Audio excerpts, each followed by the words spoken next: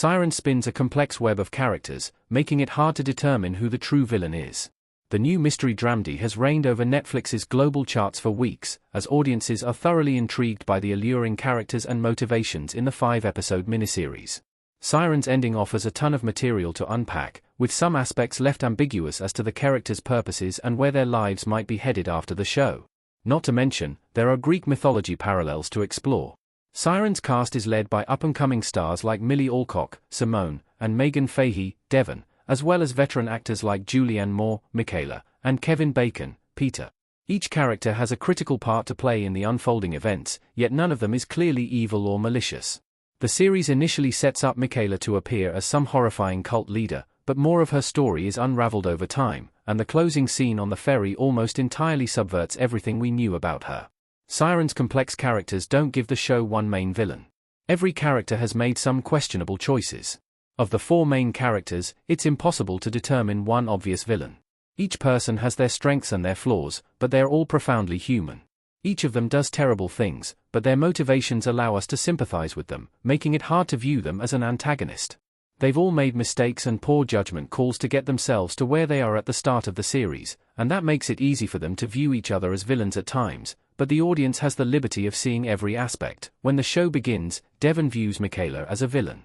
She thinks Michaela has manipulated her sister and is essentially holding Simone captive, when really, Michaela is just a woman who married into wealth with an ultimately unhappy man, and has had to deal with terrible rumors surrounding her.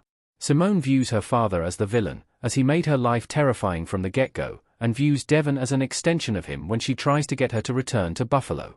She even antagonizes her sister when she believes Devon is a threat to her job. Peter views Michaela as his antagonist, believing her to be pushing away his children and binding him to an unhappy life, which causes him to lie and cheat throughout the series.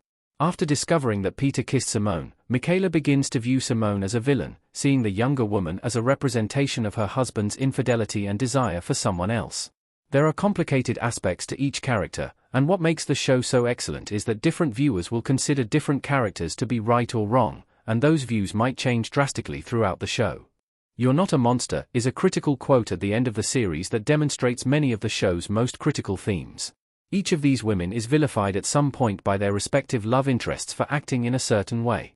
Peter blames Michaela for his children being absent and for his unhappy life. Ethan blames Simone for not wanting to marry him and reciprocate his love. Raymond feels similarly about Devon, accusing her of not living up to his expectations while he cheats on his wife with her. All of these men have made choices that have led to their current positions, but rather than take accountability for those actions, they blame the women in their lives. We directly see Ethan fall off a cliff, then blame Simone for pushing him. We see Raymond actively messing up any chance of a steady life with his family by pursuing Devon. None of these men are ever accused of being monsters, but all the women are. Sirens is an examination of how men and women experience different consequences for their actions. Peter Kell is the closest character Sirens has to a major villain. Peter manipulates each of the show's women.